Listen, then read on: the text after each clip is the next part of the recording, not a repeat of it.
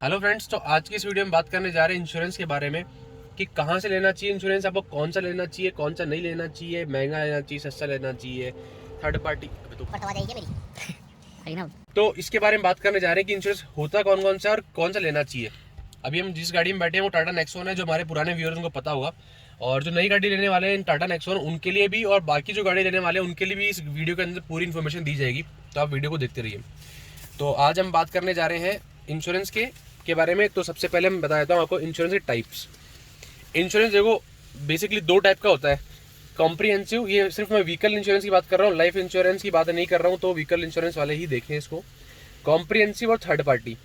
Comprehensive क्या होता है? कॉम्प्रिहेंसिव ये होता है कि अगर आपकी गाड़ी, जो इंश्योरेंस आप ले रहे हो, आपकी गाड़ी का कवर भी ले रहा है, साथ में जो तीसरा बंदा भिड़ता है, कोई दूसरा पार्टी भिड़ जाती है जिसको हम थर्ड पार्टी बोलते हैं, वो भिड़ती है तो उसका भी कवर होता है। थर्ड पार्टी में सिर्फ और सिर्फ उस थर्ड पार्टी का कवर होता है जिसको आपने ठोक दिया है, या जिसको आपने ठोक दिया है, फिर जो आपका गाड़ी में भिड़ गया, मतलब जो शायद अपनी तरफ से जो सेकंड पार्टी होगी ना, उसके बारे में बात की जा रही है।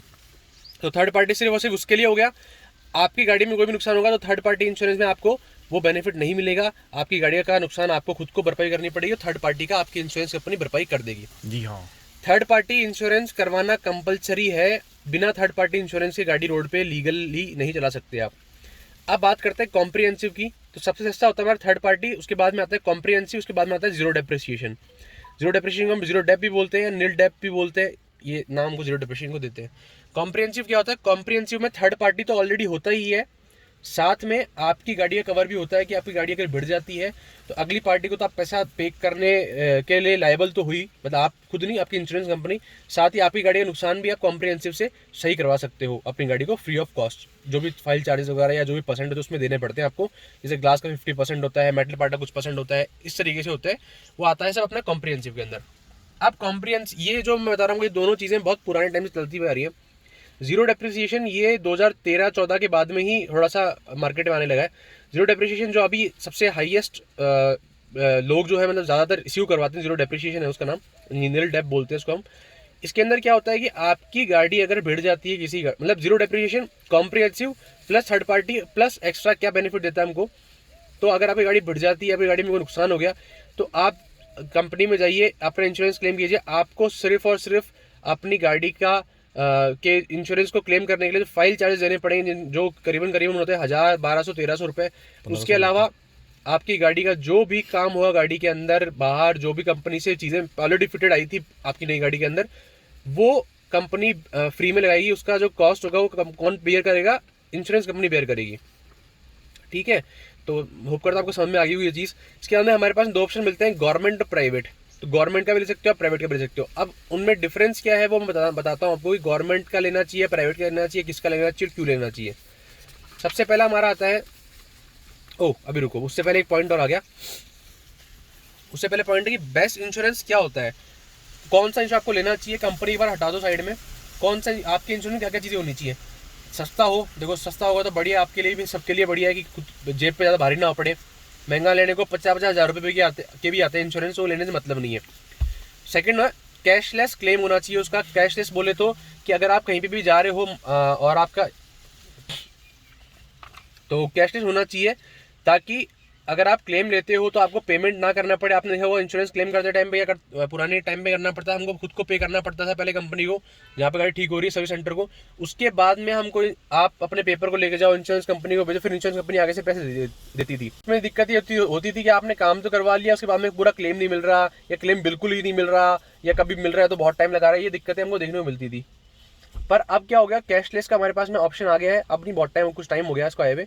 कैशलेस में आपको कुछ पेमेंट करने की जरूरत नहीं है, आपको सिर्फ फाइल चार्जेस देने और बाकी सारा काम होगा वो डायरेक्ट इंश्योरेंस कंपनी देगी। थर्ड जो आता है मेन पॉइंट हमारे बेस्ट इंश्योरेंस के लिए, वो आता है गैराज। आपकी जो भी आप इंश्योरेंस ले रहे हो उसके गैराजेस में सपोर्ट होना चाहिए। अगर आपने ऐसा इंश्योरेंस ले लिया जो आपके सर्विस सेंटर या कहीं पे भी मतलब एक्सेप्टेबल नहीं है, तो फिर आपको क्लेम नहीं मिलेगा। उसके लिए फिर आपको बिना कैशलेस ही जाना पड़ेगा। तो ये एक दिक्कत है, कैशलेस गैराजेस का ऑप्शन आपके पास होना चाहिए आपके इंश्योरेंस में।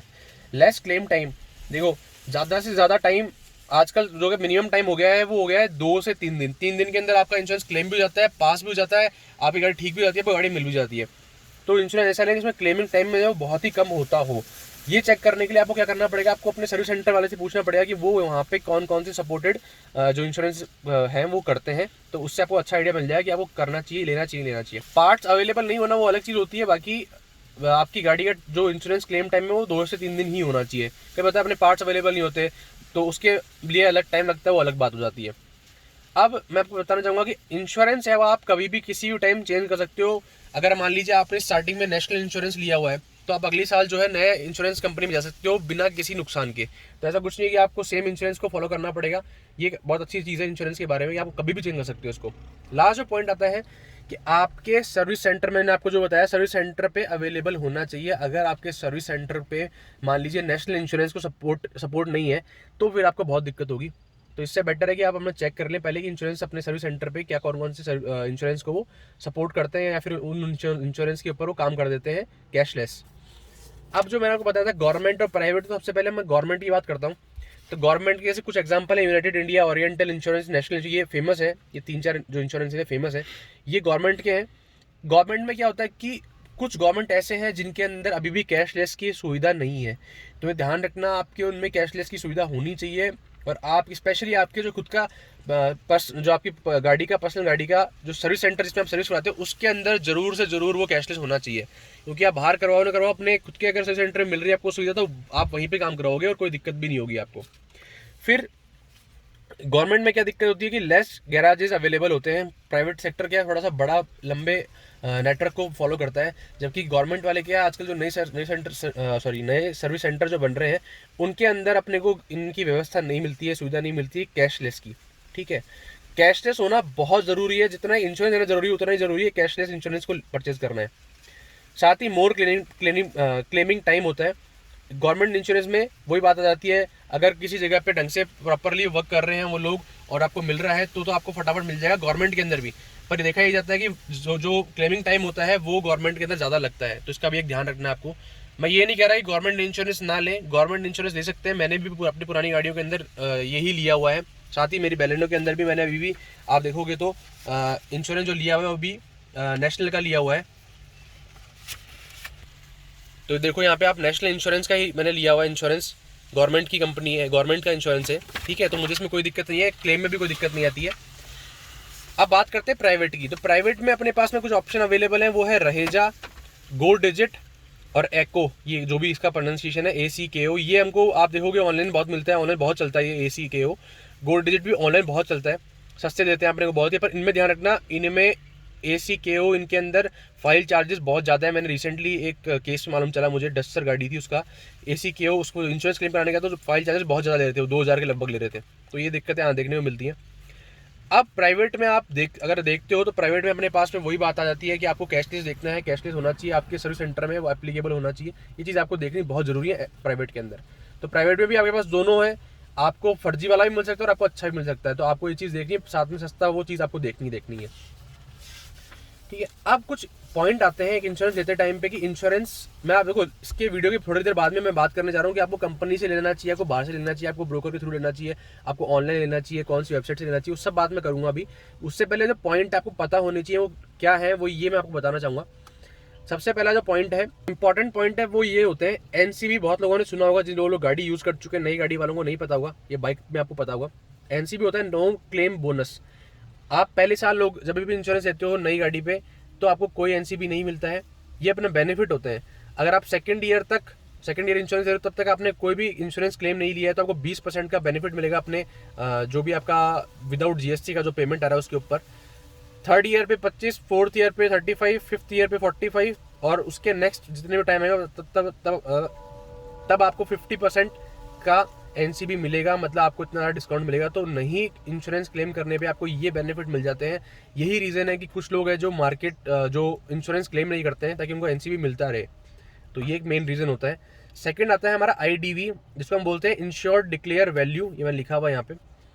इंश्योर्ड डिक्लेयर्ड वैल्यू आपकी गाड़ी की वैल्यू होती है कि गाड़ी अगर आपकी टोटल लॉस में चली जाती है या फिर थेफ्ट हो जाता है, गाड़ी का गुम हो जाती है, चोरी हो जाती है, कुछ भी हो जाता है, उस कंडीशन में आपको IDV की आपको प्राइस मिलेगी। तो नई गाड़ी की जो वैल्यू होती है वो एक्स शोरूम के ऊपर दी जाती है, IDV हमेशा एक्स शोरूम के ऊपर ही होती है। ये हर साल 10% आपकी कम होती जाएगी। मान लीजिए जैसे आपकी गाड़ी की वैल्यू 8 लाख IDV हमको 10 लाख दिखा रही है मान लीजिए फर्स्ट ईयर पे, तो सेकंड ईयर 10 लाख का हम अगर 10% लेते हैं तो हमारे 1 लाख, तो अगले साल वो 9 लाख रुपये पहुंच जाएगा। तो जो अगली सेकंड ईयर में जो IDV है वो 9 लाख पहुंच जाएगी, गाड़ी गुम होती है तो आपको 9 लाख रुपये ही मिलेंगे। अब आपके पास ऑप्शन क्या होता है कि IDV आप अपने हिसाब से ऊपर नीचे कर सकते हो, पर अगर आपने मान लीजिए आप बोलते हो कि नहीं मेरे को तो IDV 10 लाख ही रखनी है, अगली साल भी 9.5 लाख करनी है मान लीजिए, तो वैलिड नहीं होगा। अगर आपकी IDV 9 लाख है तो आपका इंश्योरेंस वैलिड है। अगर आप 9.5 करवाते हो, कुछ लोग करवाते हैं जैसे, तो उसमें क्या होता है आपका वैलिड नहीं होता है, उसमें दिक्कत आएगी, आपको 9.5 लाख तो मिलेंगे ही नहीं, साथ ही ये भी दिक्कत रहेगी आपका फ्रॉड माना जाएगा, इंश्योरेंस वैलिड नहीं माना जाएगा। ये दिक्कत आपको बता देता हूँ मैं।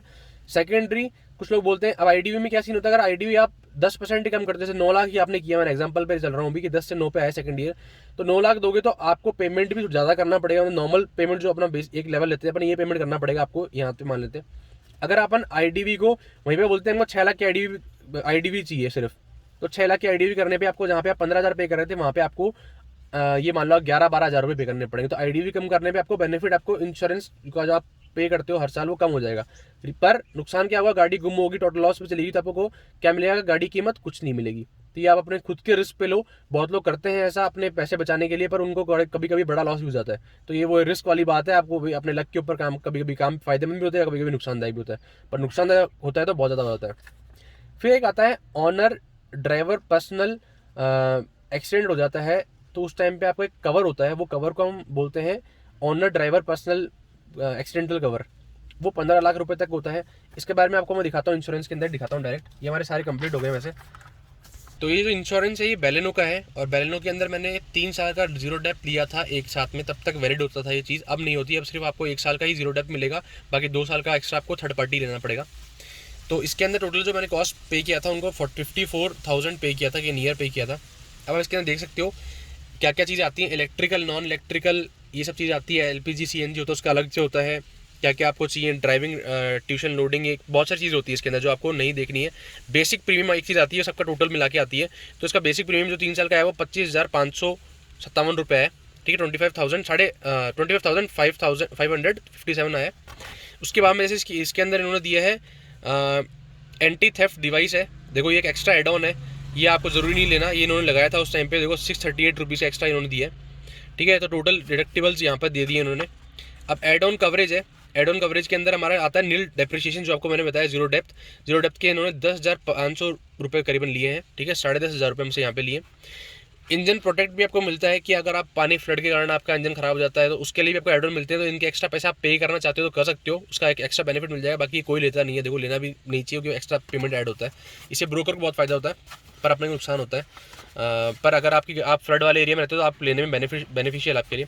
अब यहाँ पर देखो दिया हुआ है लाइबिलिटी के बारे में कि थर्ड पार्टी की लाइबिलिटी है, जो थर्ड पार्टी इंश्योरेंस का, वो इसमें ऐड हुआ है 9,500 रुपये का यहाँ पे ऐड हुआ है, ठीक है। और अब बाई फ्यूल अगर आपकी होती है, मान लीजिए CNG प्लस आपकी ये होती है, पेट्रोल होती है, तो आपको बाई फ्यूल वाला भी पे करना पड़ेगा। कंपलसरी PA प्रीमियम होता है। लीगल लाइबिलिटी होती है जो ड्राइवर की होती है, अगर आप खुद ड्राइव करते हो, आपके ड्राइवर होता है, कुछ भी होता है, तो उसके अंदर आपको 50 रुपये पे करने पड़ते हैं। तो ये 50 रुपये वाला पे करके आप ले लो, क्योंकि PA कवर होता है, आपको ले लेना चाहिए। ज़्यादा रुपये लगते नहीं, 50 रुपये लगते हैं, सिर्फ ये कंपलसरी और कुछ मत लेना आप चाहे, ठीक है सर। हम कुछ भी एडेड नहीं है, आप देख सकते हो। बाद में GST लगती है इसके ऊपर, 9% 18% GST लगती है, 4-8 हज़ार रुपये की GST लगी है देखो इसके ऊपर, ठीक है। तो टोटल 45,000 पड़ रहा था, 46 मान लो, फिर 54,000 पहुँच गया।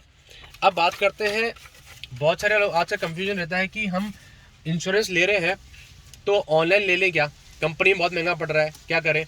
तो देखो आप ऑनलाइन भी ले सकते हो। अभी एक ऑनलाइन वेबसाइट है, मैं बता देता हूँ, पॉलिसी बाजार, कोई प्रमोशन नहीं है, पहले बता देता हूँ आपको। इसके अंदर कुछ नहीं करना आपको, जैसे आप कोई भी किसी जगह पे गए, जैसे मान लीजिए मैं अपने आप खुद का भरता हूँ, तो मैं जयपुर के अंदर गया, जयपुर में RJ14 मैंने चूज़ कर लिया, ठीक है।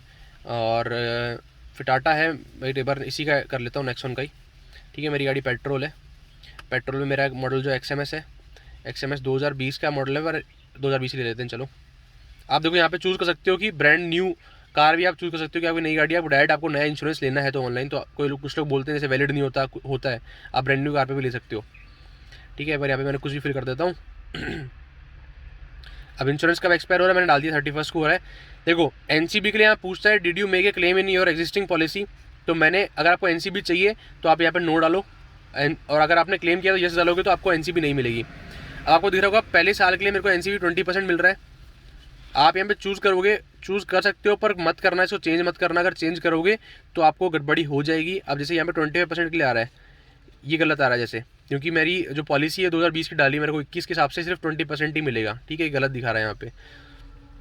तो ध्यान रखना, अगर आप गलत फिल करते हो प्रॉफिट के लिए अपने, तो बाद में आपकी जो इंश्योरेंस है उसको वैलिड नहीं माना जाएगा, वो गलत होगा, और उसके बाद उसमें आपको फ्रॉड के ऊपर कोई भी क्लेम नहीं मिलेगा, ठीक है। आपको दिख रहा होगा यहाँ पे, आप देखो कार की आईडी भी सेलेक्ट कर सकते हो, ठीक है। अब यहाँ पे रिकमेंडेड आईडी भी आ रही है एक, रिकमेंडेड भी देखो, साथ में अपनी गाड़ी खुद का कैलकुलेशन करके देखो कि 10% ही कम करो, उससे ज़्यादा ना तो ज़्यादा कम करो, ना उससे कम करो।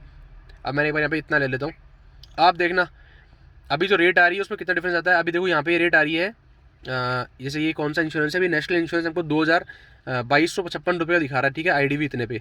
अब मैं आईडी भी कम कर देता हूँ, अगर मैं आईडी भी कम कर दूंगा, बढ़ा देता हूँ, सॉरी, इतनी सस्ती तो गाड़ी है ही नहीं अपनी, 7.5 लाख रुपये कर देता हूँ। तो अब देखना, आप जो इंश्योरेंस की प्राइस है वो बढ़ जाएगी, 2700 रुपये होगी। ये कुछ इसमें क्या है पता नहीं, इसका मुझे देखना पड़ेगा नेशनल का क्या दिक्कत आ रही है। बाकी देखो आप नीचे तो नीचे बढ़ जाती है सबके अंदर प्राइजेस। अब इसके अंदर क्या क्या ऑप्शन देखो आपको मिल रहा होगा, आईडी भी आपने मैंने बता दिया आपको, एनसी भी बता दिया मैंने आपको।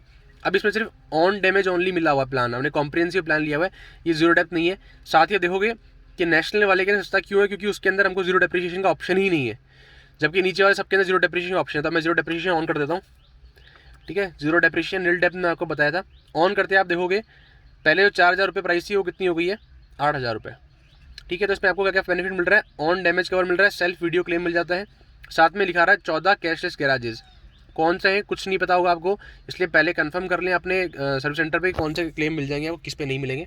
अब आप नेक्स्ट बढ़ोगे, अच्छा रुको, उससे पहले नेक्स्ट बढ़ने से पहले एड ऑन्स आते हैं इसके अंदर बहुत सारे, ठीक है। यहाँ एड ऑन नीचे लिखा हुआ है, देखो एड ऑन कंप्यूटर, आप कंप्यूटर जाओगे तो अच्छे तरीके से दिखा देंगे आपको, वरना एड ऑन यहाँ पे दिखा रहा है जीरो डेप्रिसिएशन आपने डाल दिया यहाँ पे, ठीक है। 24/7 रोड साइड असिस्टेंस का भी ले सकते हो, इंजन प्रोटेक्शन में आपको बताया, साथ में डिटेल भी दी होंगी यहाँ पे, जिसके अंदर आपके इंजन का रिपेयर होता है तो वो भी कर सकते हो। एनसी प्रोटेक्टर होता है, अगर आप क्लेम कर लेते हो तो उसके बाद में भी आपको एनसी मिलता है, पर बेनिफिशियल नहीं होते क्योंकि ये ऑलरेडी इतने होते हैं, करीबन इनका प्राइस इतना होता है कि आपको एनसी का बेनिफिट मिल ही नहीं पाता है। की लॉक, आपकी की का भी प्रोटेक्शन रिप्लेसमेंट मिल जाता है, कंज्यूमेबल मतलब इंजन ऑयल वगैरह का भी मिल जाता है आपको, डीए भी मिल जाता है आपको, अगर आपकी गाड़ी ख़राब होगी तो उसके अकॉर्डिंगली डीए मिल जाएगा आपको। आपकी गाड़ी खड़ी है मान लो सर्विस सेंटर, तब तक आपको डीए मिलेगा। इनवॉइस प्राइस बोले तो अगर आप जो एक्शोरूम पे आपने गाड़ी ली, आपकी इनवॉइस जिसके ऊपर हुई वो प्राइस आपको मिलेगी, ठीक है। टायर प्रोटेक्टर, आपका टायर उसका प्रोटेक्शन हो जाएगा, मतलब अगर वो ख़राब होता है तो आपको उसका क्लेम मिल जाएगा। रिम डैमेज कवर, रिम का डैमेज अगर होता है रिम का भी मिल जाएगा आपको। लॉस ऑफ पर्सनल बिलोंगिंग, अगर आपकी गाड़ी के अंदर कोई ऐसा सामान पड़ा है जो आपको खुद का है, मान लीजिए इसमें दिया भी हुआ बैगेज, क्लोथ बैग वगैरह चाहिए तो आपको मतलब है आपके पास में, तो उसके ऊपर कवर मिल जाएगा। एसेसरीज, इलेक्ट्रिकल एसेसरीज वगैरह इन पे मिलता है, पर ये सब में ना फंस के आप, मैंने जो आपको बताया सिर्फ उतना ही कवर लें, ज़्यादा अगर आप जाते हैं तो उतना ही दिक्कत बढ़ती जाएगी और क्लेम होने में उतनी दिक्कतें आएंगी, ठीक है। तो मैं आगे बढ़ता हूँ। अब आगे बढ़ने पे भी इसमें जीएसटी इंक्लूडेड नहीं है, ठीक है। जीएसटी अब इंक्लूड होगी इसके अंदर, जीएसटी 18% लग गई इसके अंदर, 1496 रुपये की जीएसटी लग गई, 9800 उसका पड़ गया है, ठीक है भैया। मैंने पूरी डिटेल सही नहीं भरी है इसके अंदर, पहले बताया था आपको मैं, ठीक है। तो अभी जहाँ तक है मेरे साथ थर्ड पार्टी ऑलरेडी पुराना वाला मान के चल रहा हूँ कि 2020 के अंदर लिया हुआ है ना, तो 2020 के बाद में मेरे पास में 2 साल की थर्ड पार्टी और है, तो सिर्फ मुझे ये एक जीरो डेप्रिसिएशन कॉम्प्रिहेंसिव दे रहा है, थर्ड पार्टी का नहीं दे रहा, थर्ड पार्टी मेरे ऑलरेडी उसके अंदर है एडेड, ठीक है। तो इस तरीके से आप आगे प्रोसेस कर सकते हो, खरीद सकते हो यहाँ से। तो आपके पास दोनों ऑप्शन हो गए, आप चाहो तो बाहर से भी खरीद सकते हो, उसके पास जाके भी खरीद सकते हो अपने, अगर आपके पास में कंपनी वाला है तो कंपनी वाले पास जाके खरीद सकते हो, या फिर आप ऑनलाइन भी खरीद सकते हो। अब आप कुछ लोगों का क्वेश्चन ये होगा कि मैं नई गाड़ी के अंदर मेरी कंपनी वाले बता रहे हैं कि बहुत महंगा इंश्योरेंस है, क्या करूँ, वो खरीदूँ या नहीं खरीदूँ, बाहर से लूँ ऑनलाइन खरीदूँ, क्या करूँ। आपका ऑप्शन है, आपकी मर्जी है, आप जहाँ से खरीदना चाहो वहाँ खरीद सकते हो। मैंने जो पॉइंट बताया उनको फॉलो कर लेना बस, और कोई दिक्कत नहीं है।